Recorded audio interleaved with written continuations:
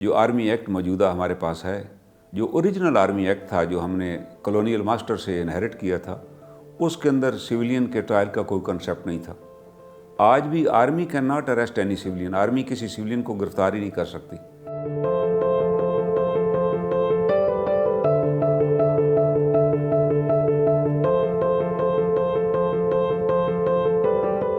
جو original army act تھا جو ہم نے کلونیل ماسٹر سے انہیرٹ کیا تھا، اس کے اندر سویلین کے ٹرائل کا کوئی کنسیپٹ نہیں تھا۔ فیلڈ مارشل ایوب خان تشریف لے آئے اور انہوں نے وہ جو 65 کی جنگ تھی جو عوام اور فوج نے مل کے جیتی تھی، اس جنگ کے بعد وہ تاشقند تشریف لے گئے، وہاں مذاکرات ہوئے اور اس مذاکرات میں وہ جیتی ہوئی جنگ تاشقند کے میز پہ ہار گئے۔ اس میں ایگری کر گئے کہ جو ہم نے علاقہ فتح کیا اس سے ہم واپس آ جائیں گے۔ نتیجہ یہ نکلا کہ اتنی رائزنگ ہوئی ایوب خان کے خلاف کہ انہوں نے آرمی ایکٹ میں امینڈمنٹ کر دی، اور امینڈمنٹ یہ کی 21D انٹروڈیوس کروایا دیا 1967 میں، جس کے اندر انہوں نے یہ لکھ دیا، ویسے تو آرمی ایکٹ جو 21 ہے اس کا مطلب ہے کہ تمام آرمی افسران، تمام members of the army, JCOs NCOs and سپاہیز، وہ سبجیکٹ ٹو آرمی ایکٹ ہیں، اور وہ civilian subject to army act تھے جو پیڈ بائی ڈیفینس ہیں، جو آرمی کے اندر کام کر رہے ہیں وہ بھی سبجیکٹ ٹو آرمی ایکٹ ہے، یا وہ میڈیا پرسن بھی سبجیکٹ ٹو آرمی ایکٹ ہے جن کو آرمی لائن آف فائر کے اوپر یا جنگ کے دوران ساتھ لے جاتی ہے، محاذ پر ان کو بتاتی ہے کہ یہ انفارمیشن آپ نے دینی ہے، یہ نہیں دینی۔ اگر وہ اپنی طرف سے کوئی انفارمیشن لے کے گیدر کر کے without permission of the authorities اس کو پاس کریں گے تو ان پہ بھی آرمی ایکٹ لگ جاتا ہے۔ یہ لوگ تو تھے اس کے اندر سبجیکٹ ٹو آرمی ایکٹ، لیکن ایوب خان نے یہ کیا، انہوں نے کہا جی کوئی بھی جو سویلین ہے جو فوج کے بارے میں یا دفاعی تنصیبات کے بارے میں کوئی انفارمیشن دشمن کو دے گا، اس پر بھی آرمی ایکٹ لگ جائے گا، سیکریٹ ایکٹ بھی لگ جائے گا اس کے اوپر۔ ساتھ انہوں نے کہا کوئی ایسی بات کرتا ہے، کتاب لکھتا ہے یا تقریر کرتا ہے جس سے فوج کے اندر بغاوت ہونے کا امکان ہو، سینئر ہرارکی کے خلاف لوگوں کو بھڑکانے کی بات ہو، ان پر بھی آرمی ایکٹ لگ جائے گا، ان کا ٹرائل ہوگا۔ یہ انہوں نے 21D امینڈمنٹ کر دی۔ جنرل ضیاء اللہ کے زمانے میں احمد فراز صاحب نے ایک نظم پڑھی پنڈی میں، اس نظم پہ وہ بڑے ناراض ہوئے، انہوں نے کہا کہ اس نظم سے تو فوج کے اندر بغاوت پھیلانے کی کوشش کی گئی ہے۔ احمد فراز کو اٹھا لیا گیا اور نتیجہ یہ نکلا کہ ان کا کیس لاہور ہائی کورٹ میں چلا، اور اس کیس کے دوران جسٹس افضل زلہ صاحب تھے جج، انہوں نے احمد فراز کو سمن کر دیا، انہوں نے کہا جی ان کو کورٹ میں پیش کیا جائے۔ وہ کورٹ میں پیش ہوئے، زلہ صاحب نے پوچھا جی آپ نے کس قانون کے تحت گرفتار کیا، کون سی FIR تھی اور کون سی وہ نظم تھی؟ نتیجہ یہ نکلا کہ افضل زلہ صاحب نے ان کی یہ گرفتاری غیر قانونی قرار دے دی، ان کو رہا کیا گیا۔ پھر ایک اور خاتون تھی فرخندہ بخاری، پاکستان پیپل پارٹی کو، ان کو لاہور سے اٹھایا گیا، ان کو بھی لاہور ہائی کورٹ نے غیر قانونی ڈکلیئر کر کے رہا کر دیا۔ تو جنرل ضیاء الحق صاحب پھر ریلیکس ہو گئے، انہوں نے طے کر لیا کہ بھائی آئندہ کسی کو نہیں اٹھانا، اور ان کے دور میں پھر جہاں تک میرا نالج ہے کسی کے خلاف یہ ایکٹ استعمال نہیں ہوا۔ لیکن بعد میں جب جنرل مشرف آ گئے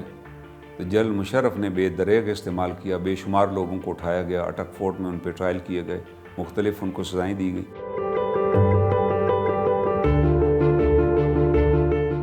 انویسٹیگیشن پولیس نے کیا، اور یہی انویسٹیگیشن پولیس نے کمانڈنگ آفسر کو بھیجا ہے۔ ہر علاقے میں ایک افسر نامزد کیا گیا، کمانڈنگ آفسر، اس کے یہ لوگ حوالے کس طرح کیے گئے کہ وہ انویسٹیگیشن رپورٹ سیشن جج کے سامنے رکھی گئی، وہاں انہوں نے درخواست دی کہ ان لوگوں کا ہم ٹرائل کرنا چاہتے ہیں، تو سیشن جج نے اپروول دی اور وہ لوگ ٹرانسفر ہو گئے ملٹری کے پاس۔ اب ملٹری ان کے لیے کورٹ بنائے گی، اور کورٹ کا طریقہ کار یہی ہوگا کہ اس علاقے کا جو فارمیشن کمانڈر ہے، GOC جو ہے، ان کے پاس آلریڈی ایک وارنٹ ہوتا ہے جو آرمی چیف یا فیڈرل گورنمنٹ ایشو کرتی ہے، اس کے تحت وہ کورٹ کانسٹیٹیوٹ کریں گے،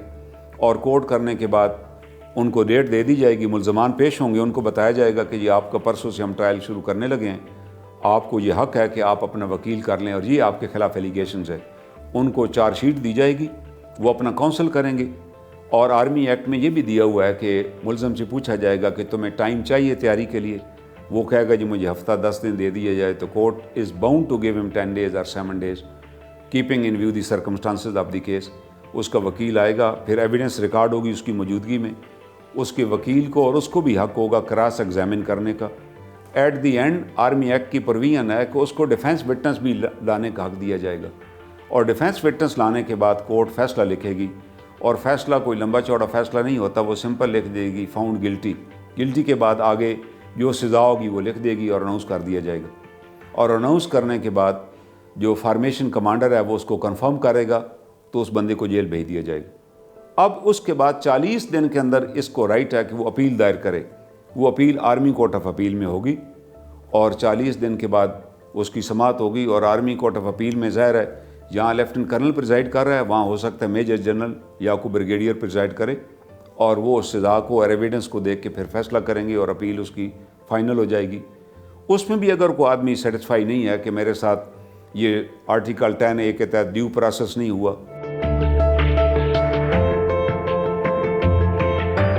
ملٹری میں جو 3 قسم کی عدالتیں ہیں جو یہ سمجھنا ضروری ہے، ایک ہے سمری کورٹ مارشل، ایک ہے ڈسٹرکٹ کورٹ مارشل، ایک ہے field general court martial. Summary court martial normally ایک اس کا ہیڈ جو ہے لیفٹنٹ کرنل یا میجر ہو سکتا ہے، اور ایک یونٹ کے اندر وہ ہوتا ہے، یونٹ کے اندر کوئی بھی امپلائی جو حوالدار تک کے لوگ ہیں وہ اگر جرم کریں تو کمانڈنگ آفسر اس کا ٹرائل کر سکتا ہے۔ اسی طرح ڈسٹرکٹ کورٹ مارشل ہے، یہ سمری کورٹ مارشل 1 سال تک کی سزا دے سکتا ہے، سروس سے برطرفی بھی دے سکتا ہے۔ پھر ڈسٹرکٹ کورٹ مارشل ہے وہ 2 سال تک کی سزا دے سکتا ہے۔ پھر اس کے بعد فیلڈ جنرل کورٹ مارشل ہے جو سزائے موت تک دے سکتا ہے، جس میں 3 سے 5 ممبر ہوتے ہیں، اور اگر کمپلیکیٹڈ کیس ہو تو اس کے اندر جج جو جیک ڈپارٹمنٹ ہے اس کا ریپ بھی ہوتا ہے، ورنہ اس کے اندر اس کی ضرورت نہیں ہے، کوئی بھی 3 افسر ممبر مقرر کیے جا سکتے ہیں۔ کوئی بھی فارمیشن کمانڈر ہے جو آرمی چیف ہیں وہ وارنٹ ایشو کرتے ہیں، وارنٹ اے یا وارنٹ بی ان کو کہتے ہیں۔ میجر جنرل کو وارنٹ اے ملتا ہے، بریگیڈیئر کو وارنٹ بی ملتا ہے، وہ اپنے علاقے میں کورٹ قائم کر لیتے ہیں اور اس کے اندر اپنے ہی ماتحت افسروں میں سے 3 افسر ڈپیوٹ کر دیتے ہیں، وہ ٹرائل کر کے سزا سنا دیتے ہیں۔ اس سزا کے خلاف آپ 40 دن کے اندر آرمی کورٹ آف اپیل کے اندر اپیل دائر کر سکتے ہیں، اور وہ اپیل سنیں گی اور اپیل سن کے ڈیسیژن دے دے گی۔ آپ ڈیسیژن کے بعد اگر آپ یہ سمجھتے ہیں کہ آپ کے ساتھ انصاف نہیں ہوا، یا فیئر ٹرائل ہی نہیں دیا گیا، یا ڈیو پروسیس نہیں ہوا کہ وہ کاؤنسل ہی نہیں ملا تھا، ٹرائل پروسیڈنگ بھی نہیں اینڈ پہ دی گئی،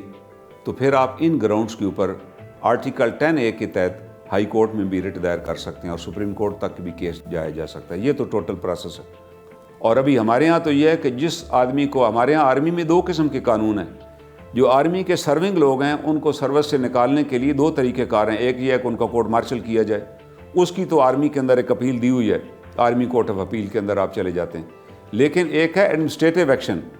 کہ آرمی چیف ریکمینڈ کرتے ہیں کسی کو کہ he is to be dismiss from service under article section 16 of the army act, کسی کو بھی ڈسمس ریکمینڈ کر سکتے ہیں، تو وہ ریکمنڈیشن فیڈرل گورنمنٹ کو جائے گی اور فیڈرل گورنمنٹ اس کو ڈسمس کرے گی۔ Federal government means prime minister and the cabinet, وہ اپروول دے گی اس افسر کی ڈسمسل کا۔ جہاں تک جے سی اوز ہیں، صوبیدارز ہیں، وہاں تک کی ڈسمسل آرمی چیف خود کر سکتے ہیں، اور اس کے خلاف کوئی بھی اپیل پرووائڈڈ نہیں ہے آرمی ایکٹ میں۔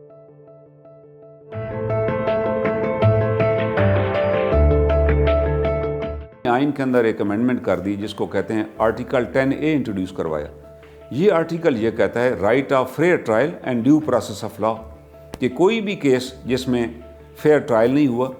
یا پراپر ڈیو پروسیس استعمال نہیں کیا گیا، آپ اس کو چیلنج کر سکتے ہیں۔ تو یہ ایک بہت بڑا ایک کہہ لیں کہ ونڈو تھی جو ہمیں ملی، جس کی وجہ سے لوگوں کے فنڈامنٹل رائٹس پروٹیکٹ ہوئے اور لوگ پھر کورٹوں میں آنے لگے کہ اس کیس میں تو ہمیں فیئر ٹرائل ہی نہیں ملا۔ پھر اس دوران ایک اور کیس آیا سیز زمان کیس، اس میں سپریم کورٹ نے یہ ججمنٹ دے دی کہ جناب جس کو بھی آپ گرفتار کریں گے آپ اس کی فیملی کو آگاہ کریں گے کہ وہ بندہ گرفتار ہے، اس کی فیملی سے میٹنگ کرائیں گے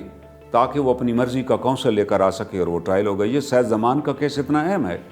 کہ جب انٹرنیشنل کورٹ آف جسٹس کے اندر کلبھوشن جادیو کا کیس انڈیا نے چیلنج کیا تو انہوں نے اس پہ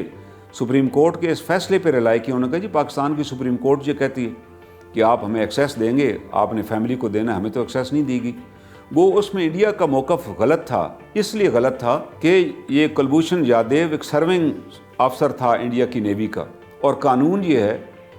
کہ جو بھی سرونگ آفسر کسی دشمن کے علاقے میں اگر جا رہا ہے تو اس کے گلے میں ڈسک ہوتی ہے جس پہ اس کا نام اور نمبر لکھا ہوتا ہے، تاکہ گرفتار ہو جائے تو وہ فوراً بتائے کہ میں آرمی کا افسر ہوں یا آرمی کا ملازم ہوں۔ وہ جیسے ہی بتائے گا تو اس کو سٹیٹس حاصل ہو جائے گا POW کا، جنگی قیدی کا، اس کو سارے جنیوا کنونشن کے تحت رائٹس ملیں گے۔ پاکستان نے اس کو گرفتار کیا، اس نے کہا جی میں تو، میرا کسی فوج سے تعلق ہی نہیں، میں تو بزنس کر رہا ہوں وہاں پر۔ پاکستان نے انڈین گورنمنٹ کو آگاہ کیا کہ وہ جناب ہم نے آپ کا بندہ پکڑا ہے، یہ اس کا نام ہے۔ انہوں نے کہا جی یہ ہمارا اس سے تعلق ہی کوئی نہیں، ہی از ناٹ آر امپلائی، یہ کوئی بزنس مین ہے ہمارا، آپ نے وہاں سے پکڑا ہوا ہے۔ بعد میں جب انویسٹیگیشن ہوئی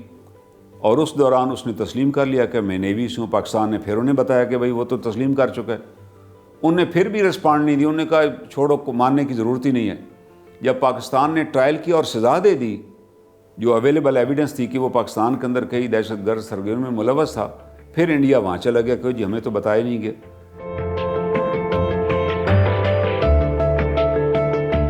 انگلینڈ ہے، امریکہ بھی کس زمانے میں کامن ویلتھ کا حصہ تھا، برطانیہ کی کالونی تھی، اور اس کے علاوہ نیوزی لینڈ ہے، آسٹریلیا ہے، ان تمام کنٹریز کے اندر آرمی کورٹس ہیں،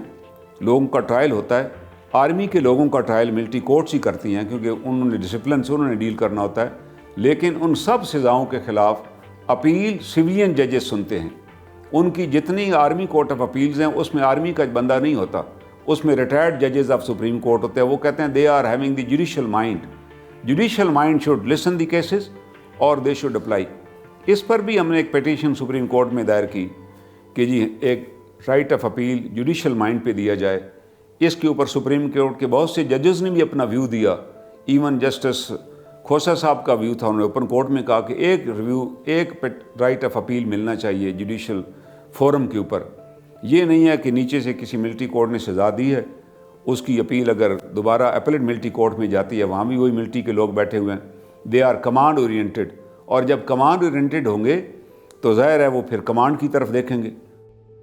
thank you for watching the full video. آپ میں سے بہت سے ایسے لوگ ہیں جنہوں نے شاید ہمارا یوٹیوب چینل سبسکرائب نہیں کیا۔ So if you want to support independent journalism and watch more meaningful content, please subscribe to our YouTube channel.